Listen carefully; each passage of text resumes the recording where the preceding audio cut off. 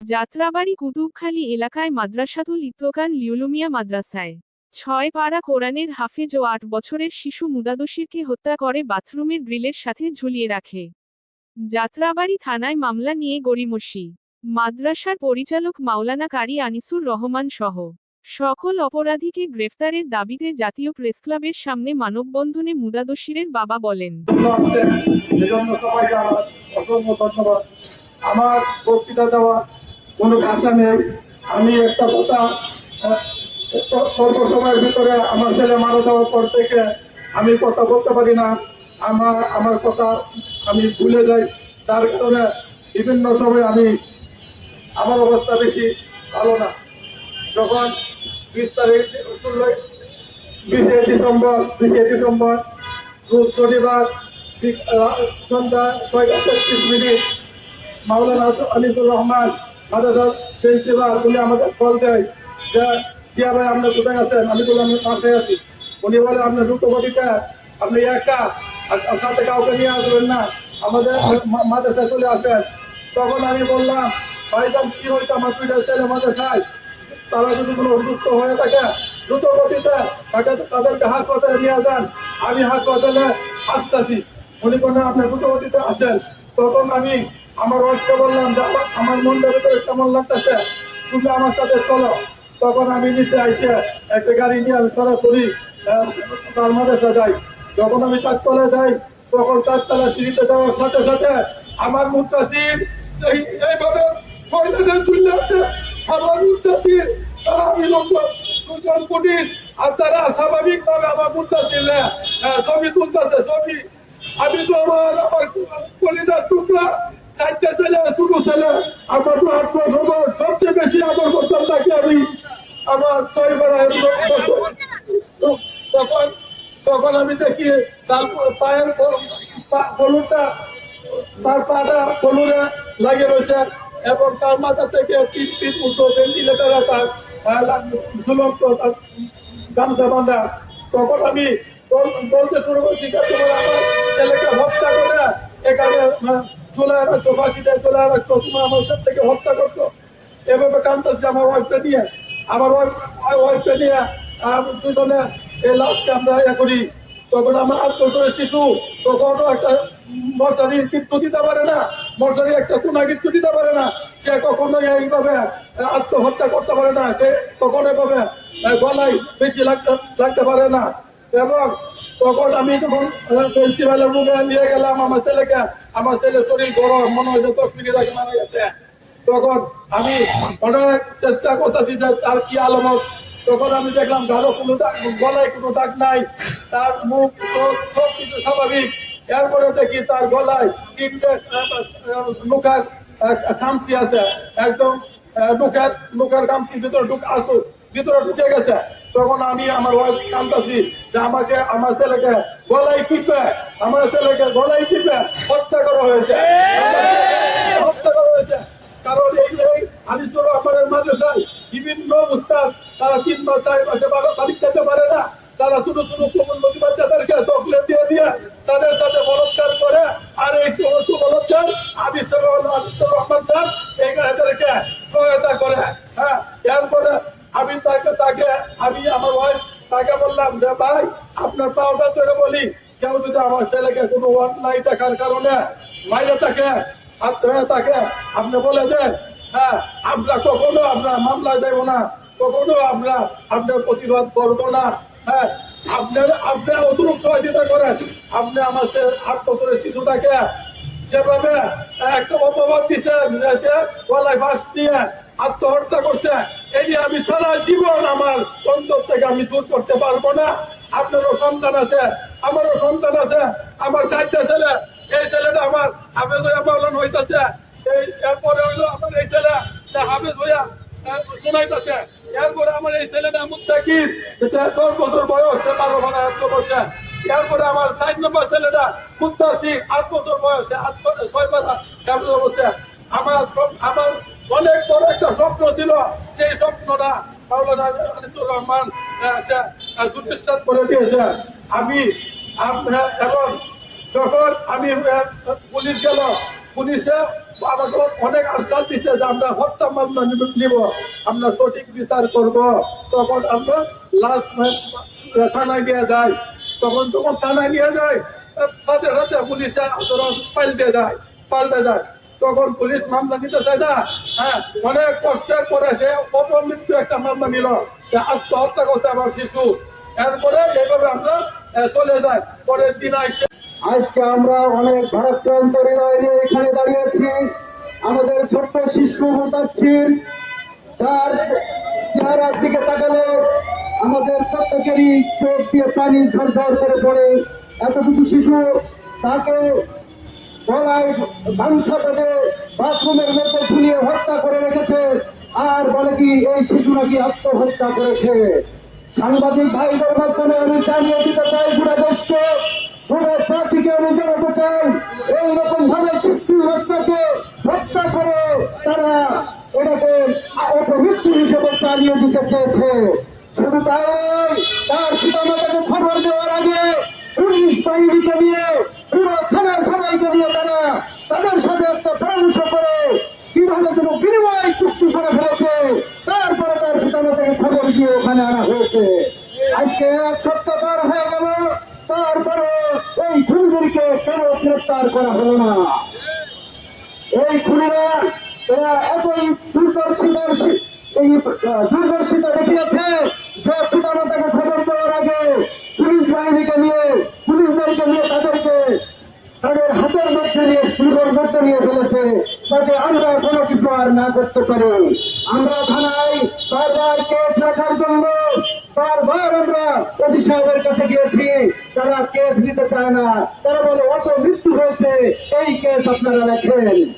আমরা বললাম এতটা শিশু বাচ্চা, সে মশারির দড়ি পর্যন্ত ফিরে দিতে পারে না, সে কেমন করে ফাঁসি দিতে পারে? আমি বললাম যে এটা ফাঁসি নয়, এটা আত্মহত্যা নয়, এটাকে হত্যা করা হয়েছে। এই আনিসুল হক সে তার টাকার পরে এটাকে ক্ষমা চাপা দিতে চেয়েছে। কিন্তু সাংবাদিক বন্ধুগণ, আপনারা এটা তুলে ধরেন, এটা কোনো আত্মহত্যা নয়, এটাকে হত্যা করা হয়েছে। এই হত্যার বিচার আমরা চাই। এই হত্যার বিচার বাংলাদেশের জমিনে আমরা উন্মুক্ত ভাবে দেখতে চাই। তা না হলে আস্তে আস্তে তিনি শিক্ষা কিন্তু বন্ধের সামনে আমরা উপস্থিত হতে বাধ্য হয়েছি। প্রিয় সাংবাদিক ভাই, আমার প্রিয় দেশবাসী, আপনাদের কাছে একটি বিচারের দাবিতে আমরা আজকে এখানে উপস্থিত হয়েছি। আমি মুত্তাসিরের ভারত ভাই, আজকে প্রায় 1 সপ্তাহের উপর চলে গেছে আমার ভাই কবরে, তাকে আমরা দাফন করে চলে আসছি। আমার কথা হলো, এই 24 পরবর্তী বাংলাদেশে একজন খুনি একটা নিষ্পাপ কোরআনের পাখিকে হত্যা করে কিভাবে এখনো বাহিরে থাকে, এটা আমাদের প্রশাসনের কাছে জানার বিষয়। ভিকটিমের পরিবার যখন যাত্রাবাড়ি থানায় মামলা নিয়ে যায়, আমরা জানতে পারি যাত্রাবাড়ি থানার ওসি মহোদয় মামলা দিতে সে গড়িমসি করেছে। এখনো কি আপনারা সেই আগের চরিত্র ফিরে আসতেছেন নাকি আমাদের সন্দেহ হচ্ছে? সুতরাং আজকে এই মানববন্ধন থেকে যাত্রাবাড়ির ওসি সহ প্রশাসনের ভাইদেরকে আমরা বলতে চাই, এবং স্বরাষ্ট্র উপদেষ্টা, আপনি প্রশাসনকে পোশাক পরিবর্তন করেছেন, আমরা ধন্যবাদ জানাই। 24-এর আগের পোশাকে আমরা দেখতে চাই না, কিন্তু আমাদের কথা হচ্ছে শুধু পোশাক পরিবর্তন করলে চলবে না, প্রশাসনের চরিত্র পরিবর্তন করতে হবে। যদি প্রশাসনের চরিত্র পরিবর্তন না হয়, তাহলে এরকম আরো মুত্তাসিরকে আমাদেরকে হারাতে হবে। আমরা এখানে কোনো প্রতিষ্ঠানের বিরুদ্ধে আমরা দাঁড়াই নাই, প্রতিষ্ঠান চলবে, কিন্তু আমরা যেই প্রকৃত খুনি তার বিচারের দাবিতে আমরা এখানে দাঁড়িয়েছি। আরেকটা বিষয় হচ্ছে, আমরা আরো অত্যন্ত দুঃখিত, আমরা আলেম ওলামা এবং আমাদের সর্বোচ্চ বোর্ড হায়াতুল আউলিয়া আমাদের সর্বোচ্চ সংগঠন হেফাজতে ইসলাম বাংলাদেশ, সেই সংগঠনের যারা নেতৃবৃন্দ, আমার সাংবাদিক ভাইদের মাধ্যমে আমি তাদের কাছে একটি মেসেজ দিতে চাই। এই মাদ্রাসার মধ্যে এই খুন আজকে নতুন নয়, একের পর এক খুন হচ্ছে। বলাৎকারের মতো জঘন্য অপরাধ সংঘটিত হওয়ার পরেও আপনারা কেন নীরব? মাদ্রাসার যদি আপনারা ব্যবস্থা করেন, আমাদেরকে প্রশাসনের কাছে যেতে হবে না। কিছু দুষ্কৃতিকারীর জন্য আমরা শিক্ষকরা আজকে হতাশ, গার্জিয়ানরা আমাদের কাছে অভিযোগ জানায়, আমরা আজকে তারা তাদের সঙ্গে মুখ দেখাইতে পারি না। এর দায়ভার কে দিবে? এর জবাব কে দিবে? দেশবাসীর কাছে আমরা দাবি জানাই যে আজকে আমার ভাইকে আমরা হারিয়েছি, আরেকজন সন্তানকে তারা হত্যা করা হয়েছে। মুদ্দাসিরের বাবা আমার ভাইকে ফোন দিয়েছিল, হাও করে যখন কান্না শুরু করলো, সাথে সাথে ভাই আমাকে ফোন দিল যে ভাই দেখো তো মামার কি হয়েছে। আমি সাথে সাথেই, আমি গোপীবাগ থাকি, ওই জায়গা থেকে আমি যাত্রাবাড়ি কুতুবকালী চলে গেলাম। আমি যাওয়ার আগেই মুদ্দাসিরের বাবা এবং প্রশাসন আসার আগেই মাদ্রাসার কর্তৃপক্ষ লাশটাকে বাথরুম থেকে বের করে নিল। কিভাবে বের করলো আমরা কিন্তু জানি না। আমরা গিয়ে দেখি দরজা খোলা এবং মুদ্দাসিরের বাবা গিয়েও দেখে দরজা খোলা। বলতেছে যে মুদ্দাসির আত্মহত্যা করেছে। আমার প্রশ্ন, তার বয়স মাত্র 8 বছর, সে কিভাবে আত্মহত্যা করতে পারে? তারপরে মুদ্দাসিরের বাবা ওস্তাদদেরকে নিয়ে এবং তার ওয়াইফ ছিল সাথে, দুজনে মুদ্দাসিরের লাশটাকে নিয়ে বাথরুমে যে গ্রিল থাকে, ওই পাশে যে একটা জানালা থাকে ছোট্ট, ওই গ্রিলের মধ্যে গামছা দিয়া পেছানো, মাটির সাথে তার পাও লাগানো ছিল এবং পাশে একটা মুড়াও ছিল, এক মাথায় টুপি যেমন ছিল এমনই রয়ে গেছে, পাশে একটা বদলা ছিল, এটাও রয়ে গেছে। আমার প্রশ্ন, যদি কেউ আত্মহত্যা করে, যখন মৃত্যুর শয্যায় মানুষ চলে যায়, তখন তার হুঁশ থাকে না, তখন সে বাঁচার জন্য চেষ্টা করে। মুদ্দাসির নিজে নিজে যদি আত্মহত্যা করতো, তাহলে আমার মনে হয় পাশে যে মোড়াটা ছিল, মাথায় যে টুপি ছিল, এটা থাকার কথা ছিল না, এটা থাকার কথা ছিল। তাহলে আমাদের এখান থেকে আমরা বুঝতে পারি মুদ্দাসির আজও নিজে নিজে আত্মহত্যা করে নাই। এখানে অবশ্যই ষড়যন্ত্রমূলক ভাবে মাদ্রাসার কর্তৃপক্ষ হয়তো মুদ্দাসির এমন কোনো কিছু তাদের দেখেছে বা শুনেছে বা তার সাথে এমন কোন অপকর্ম করা হয়েছে, এই জন্য তাকে নির্মমভাবে হত্যা করে আবার উস্তাদদের বাথরুমের ভিতরে ঝুলিয়ে রাখা হয়েছে। সেখানে ছাত্রদের যাওয়া নিষেধ, উস্তাদদের বাথরুমে বিনা অনুমতিতে প্রবেশ দিবে। তাহলে আমার প্রশ্ন, মুদ্দাসির থাকে 5 তলায়, মুদ্দাসির 4 তলা আসলো কেমন করে? উস্তাদদের বাথরুমে আসলো কেমন করে? ওর তো দেওয়ার কথা ছিল না। তাহলে এখান থেকে বোঝা যায় অবশ্যই তাকে ষড়যন্ত্রমূলক ভাবে হত্যা করা হয়েছে। মাদ্রাসার কর্তৃপক্ষ বারবার আমরা তাদেরকে বোঝানোর চেষ্টা করেছি যে আপনারা বলেন, মুদ্দাসিরের মা এভাবে বলেছে যে মাদ্রাসার কর্তৃপক্ষকে, যে আপনারা বলেন আপনারা আমার সন্তানকে হত্যা করেছেন, আপনাদের নামে আমরা কোনো মামলা করব না। শুধু এই অপবাদ দিবেন না যে আমার সন্তানটা সুইসাইড করেছে বা নিজে নিজে আত্মহত্যা করেছে, কারণ মাত্র বয়স তার 8 বছর, সে কখনো আত্মহত্যা কি জিনিস এটাই বোঝে না, তাহলে কেমন করে সে আত্মহত্যা করবে? আজকে আমরা দাঁড়িয়েছি অত্যন্ত ভারাক্রান্ত মন নিয়ে। আমাদের ছোট ভাই মাত্র 8 বছরের শিশু মুদ্দাসির হত্যার বিচারের দাবিতে, সে মুদ্দাসিরের হাতে থাকার কথা ছিল কোরআন, সে মুদ্দাসির হাতে থাকার কথা ছিল কন্যা, সে মুদ্দাসিরকে নির্মমভাবে হত্যা করা হয়েছে।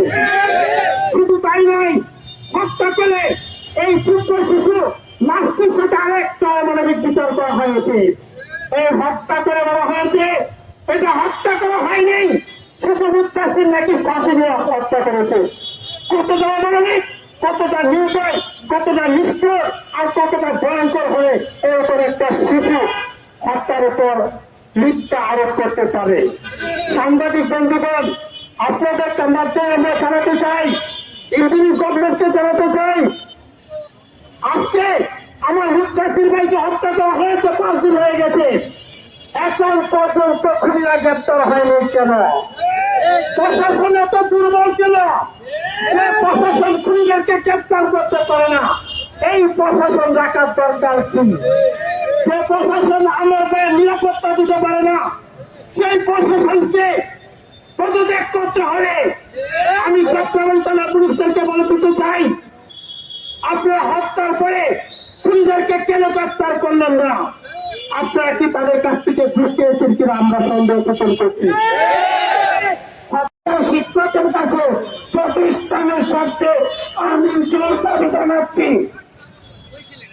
আপনারা স্বেচ্ছায় নিজে একজন সন্তানের বাবা মনে করে এই সন্তানের সঠিক তদন্তের মাধ্যমে অপরাধীকে মাটির নিচে হলে রোধ করে বের করে আইনের আওতায় সর্বোচ্চ শাস্তি নিশ্চিতের ব্যবস্থা করা হোক। ভাবে আমার ছোট ভাইকে হত্যা করা হয়েছে, হত্যা করার পরে যখন মামলা হয়, মামলা নিয়ে যাত্রাবাড়ি টানা প্রশাসন এটা নিয়ে তাল বাহানা করতেছে। অথচ আমার ভাই হারাইছি, অথচ তাদেরকে আইনের আওতা না এনে তারা বিভিন্নভাবে তাল বাহানা করে আসামিদেরকে সুন্দর করে তারা এই জায়গায় অবস্থান করতেছে। এই জন্য আমরা চাই, দেশবাসীর কাছে, সকলের কাছে চাই যে যারা আসামি আছে মাদ্রাসা আনিস্তার সহকারে যারা আসামি সবাইকে ধরে সঠিক তদন্তের মাধ্যমে তাদেরকে আইনের আওতায়। আমি মুদাসসিরকে যখন গোসল করায় তখন আমি সাতক্ষণ থানায় গিয়েছিলাম। আমি মুদাসসিরকে এরকম গলার ভিতরে উঠিয়ে দেখেছি, তার গলার ভিতরে কোনো ফাঁসির চিহ্ন ছিল না, এবং যে গোসল করিয়েছে সে বলেছে ভাই এটা কোনো ফাঁসির চিহ্ন না, এই ছাত্রকে অবশ্যই মারা হয়েছে, সে ছোট ছেলে, সবে নাতির বয়সের, অর্থাৎ সে মৃত্যুবরণ সে ফাঁসিতে তুলে মৃত্যুবরণ করতে পারে না, তাকে মারা হয়েছে।